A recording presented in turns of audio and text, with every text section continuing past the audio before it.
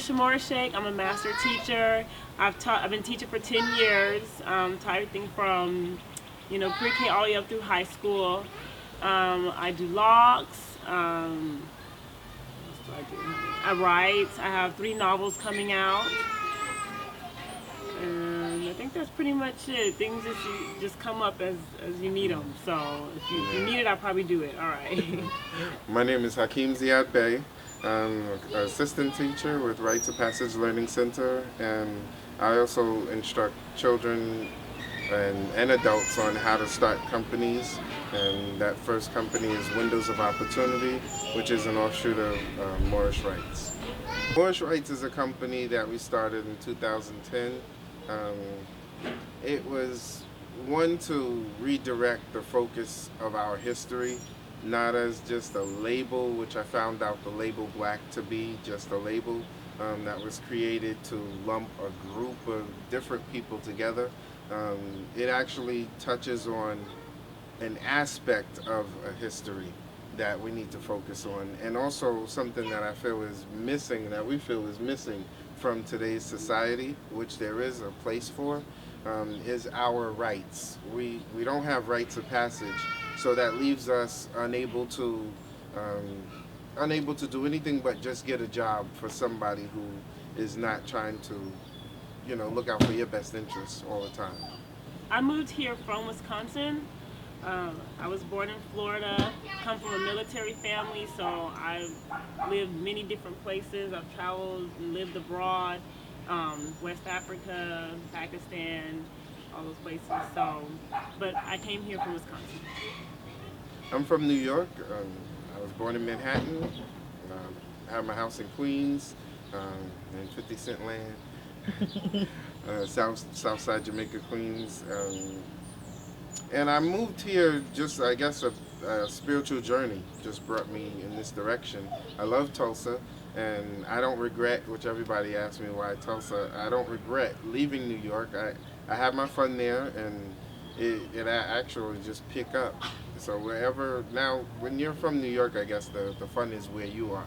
So wherever I am, it's right here, and we're raising our children together, and I'm enjoying it so much, especially the weather. So I mentioned that I'm a master teacher. So I started Rites of Passage Learning Center. There are 4 components to that. And the first one is childcare. I do the little children, I teach the little children early in the morning. And we focus on indigenous, basically throughout all of our programs, we focus on indigenous teaching methods. A lot of focus on character building and kinesthetic, visual, really hands-on learning. And it's kind of in the Montessori style. So that's really our philosophy. And we have a huge nutrition component. We follow the whole facility. We follow gluten-free or wheat-free and dairy-free. I serve fresh, raw fruits and veggies every day, and of course I do the cooking too. And all of that, all the food is homemade, and no MSG, no high fructose corn syrup, none of that. So we don't, even if there's a birthday party, we don't do cake, we don't do, it has to be, we'll do something festive, but it won't be something like that. So that's a huge part of our program that most of our parents really enjoy. And a part of that, the nutrition, is behavior management, because if they're eating the right stuff, then they're going to behave better. So that's a really big part of the child care. Other component to that is tutoring. And once the smaller children leave in the evening, I tutor the school agers or the older children. And they come in, and some of them are, being tutored in a specific subject, and some it's just helping coaching through homework. Some are special needs. But either way, I always approach it through a holistic, and that's our philosophy, is holistic, which means basically, I don't just go through worksheets, we're going to do something hands-on. Yeah, and teaching through all the 5 senses. Another part of Rites of Passage Learning Center that is up and coming is the homeschooling component, and we've had a lot of interest in that, and it's still building. It's at a very small stage, but eventually what we want to do is form a co-op, so that parents who basically say you couldn't afford to pay the fee, for the homeschooling, but you can offer hours of instruction. So you would be one of the instructors for, you know, for a certain level or grade in the homeschooling co-op. And as long as you're putting in the hours, then that would compensate for like the money you would pay. So that's where we want to get to, so that everybody, no matter what, you know, socioeconomic status they're at, could benefit from that. And that it could be more of a communal thing, because like I said, we're really based on like indigenous teaching methods, which are cooperative learning, communal learning, you know, the communal way of life and everything, and that would just reinforce that. So, Eco-science workshops were born out of necessity. I see a need. If something should happen to the water supply, like with the ice storms that happened in Tulsa a few years back, we need to have a way where we can get water and we can filter it. So looking into that grew the eco-science workshops. One of those workshops is a water for gas pump, where we explore using water as a gas substitute.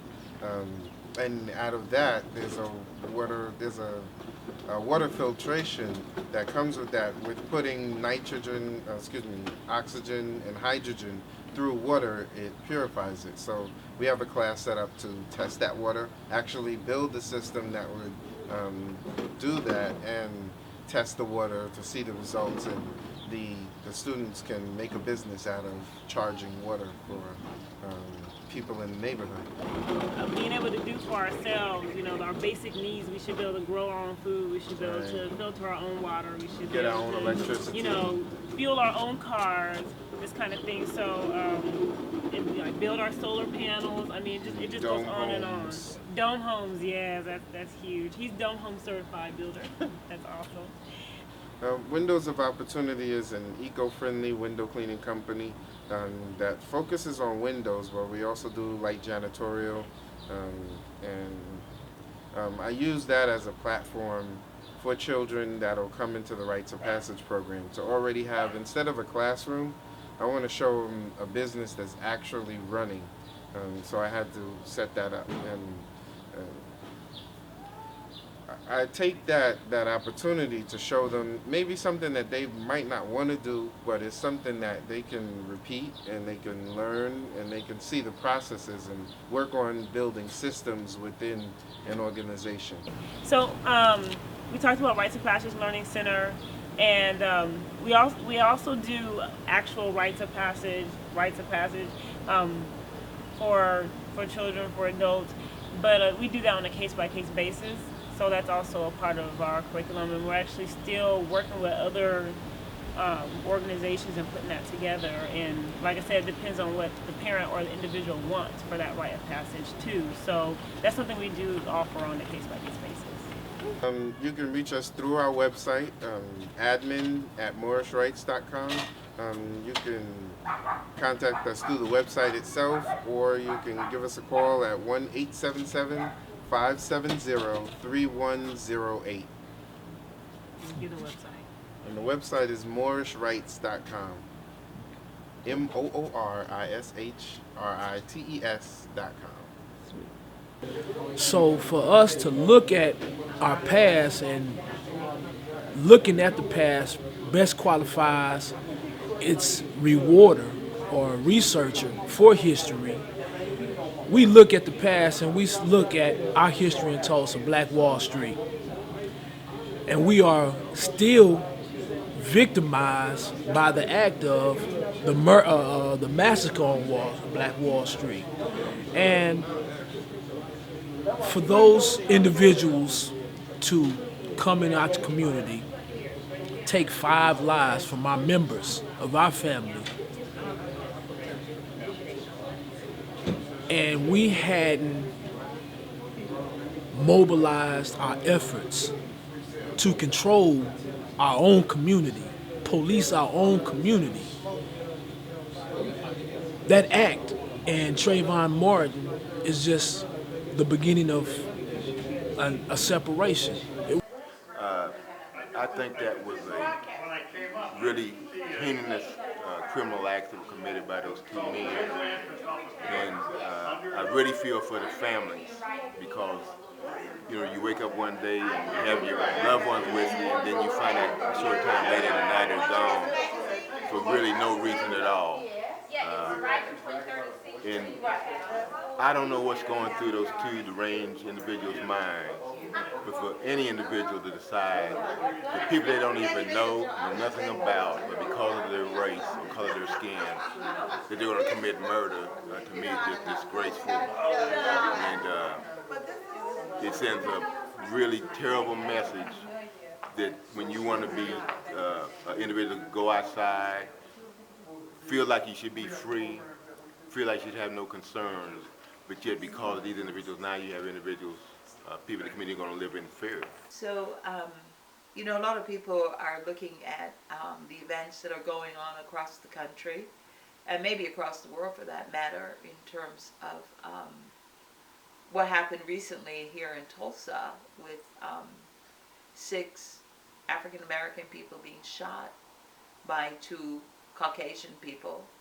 And I know a lot of people are, you know, upset about it and angry. That's the visceral emotional response, but we have to look at it in a larger context. And partly it's connected to the change that's happening on the planet in terms of the vibration. We have a situation whereby the handle of power is being passed from one group of people to the next. And in many respects, African American males are going to be the target. You know, they're going to be targeted. For the rest of this year, you're going to be hearing a lot of this kind of stuff going on. And really what's happening spiritually is that we have to go into prayer, meditation, whatever it is, in order to protect those and to keep our children, especially our male children, out of harm's way. That's how I see that in a bigger context. And for those who are angry or want to go out and seek revenge, I say to you, what we really need is healing. We need to heal ourselves from the darkness that will try to take us over, and we need to pray and meditate so that the darkness will not take any more lives. But it's going to be a very challenging year from now until that December 21st. The Mayan prophecy about the world coming to an end is not that everything is going to blow up, because we as human beings have not yet evolved to the level where we truly know who we are. So why would we destroy the vehicle, meaning the earth? You know, why would God do that? But what is going to come to an end is the type of world that we've been living in. You know, a lot of the crass materialism, there's going to be a greater attitude towards sharing and loving and creating peace. Those things have to come into the human experience now. So I say to you, this change in many ways is going to be good. Not negative, but there are going to be a lot of losses in order to make it happen. Because the crass material world is on its way out. The question is, what side do you want to be on? You know. I want to get the language so right that everybody here will proud. Yes, I'm black. I'm proud of it. I'm black and beautiful.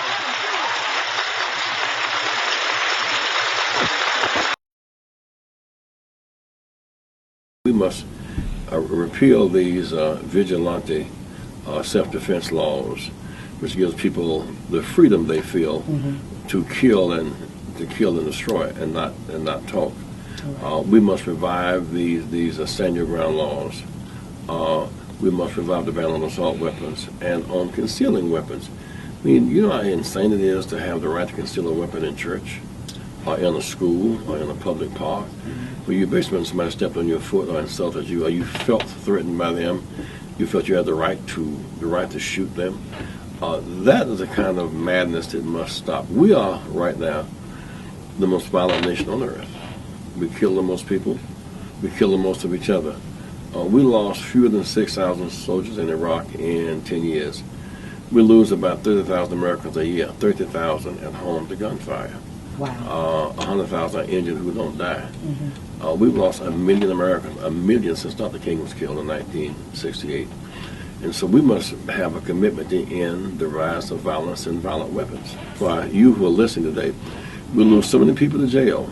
unnecessarily because we're not jurors, we're not grand jurors, and only people who register to vote can do that. So too many people have the right to vote and not using it. That's a lever. Our votes are marching feet. The reason why I think they move so fast in Tucson was because of what happened in Sanford. They're not well, this city to be as Sanford was, the object of so many demonstrations. Use their powers to profile us. In this whole scheme, the banks have been sued. They found them targeting black homes and Latino homes, steering and clustering. So bank profiling, healthcare, we don't live as long, high mortality rate, short life expectancy, that's profiling. School suspensions, and that's profiling. Blacks in the state are 7% of the population, 15% unemployed, 7% of the population, 35% of those in jail are black, which means that somewhere between police and prosecutors and judges, that's profiling there as well. So we have our work to do. We can't just shrug our shoulders or knock and we surrender. We have to fight back. We want to organize a strong Rainbow Bush Coalition. I was chairman with Pastor Scott today. We're trying to get at least 200 members to start to revive our own Wall Street consciousness. I must understand, all these years, there's not been an apology for the killing 300 people and burning up Wall Street. Not among so many Christians, who don't have a sure sense of contrition. None of them burned up Wall Street. They've now taken the land from Wall Street. And now here, so when we have businesses, we're burning up, and Wall Streets we're shot up, and that must end.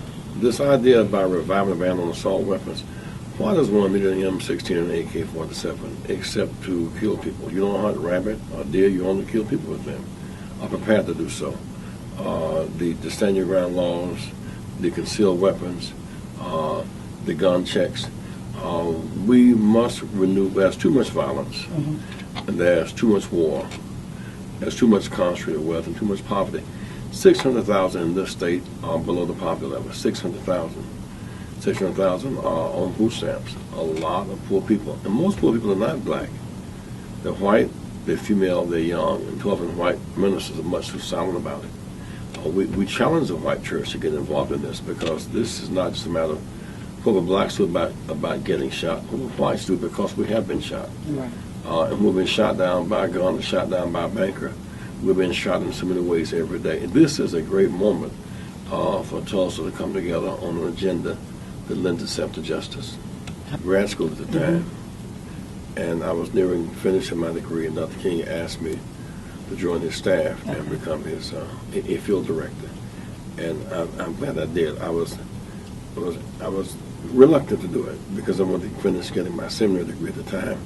And my wife said to me that work with Dr. King could be a rare jewel of a moment. I'm glad that she made that recommendation. I finished seminary later. Right. But working with him, he said, well, you learn more theology from me in 6 months than you learn in school in 6 years. I said, good for you to say you have your PhD. But it was the right thing to do. But in some sense, I was blessed by God to go to jail July 16, 1960, trying to use a public library. Humiliated by the fact we had to pay taxes, but we couldn't vote. My father was a World War II vet, but did not have the right to sit in front of lots of POWs on American military bases. How humiliating that was. But that's some other issues in the state that we must deal with right now. You're 7% of the population. You must have your share of contracts, your share of jobs, your share of bank loans. Now look at University of Oklahoma play football, Oklahoma State or Tulsa, with 60 and 70% of the teams, with big numbers playing ball, but not so big numbers at graduation time. We must use that leverage too. I mean, why can't you say to University of Oklahoma, we want our share of contracts, our share of jobs, or you will not get your share of athletes. We have leverage, and we must use that leverage to demand jobs and justice. I mean, those things are filled up because we generate that money. And we mostly know Oklahoma, the Oklahoma Sooners, the Oklahoma State, the Tulsa football, basketball teams. And so those are our children. They come from the same broken home, but somehow they can make it. And often they argue they can make it because the playing field is even. And that's what we want. We want beyond the ball field, an even playing field. Plus when our kids are graduating, not just play ball and entertain. We want them to be educated. When they leave there, they should have skills. We have lost since 1976 295,000 blacks have killed each other. Wow. 250,000 black men. Those numbers bigger than many, many wars. That madness must end. No one, I often say if a black kills a white, it's jail time and no bond.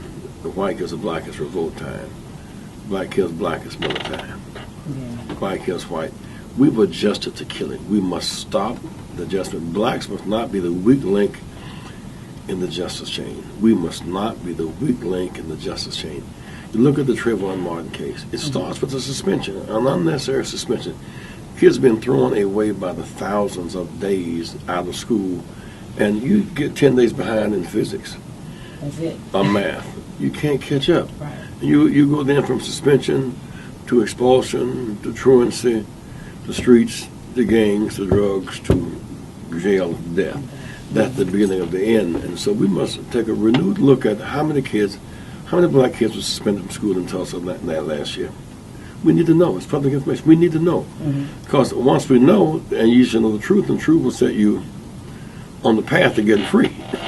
But we need to know how many kids were suspended, how many graduated, and what happened. We have become much too lax on collecting data. And how many contracts, the city of Tulsa, how many blacks in this city, how many without sham contracts?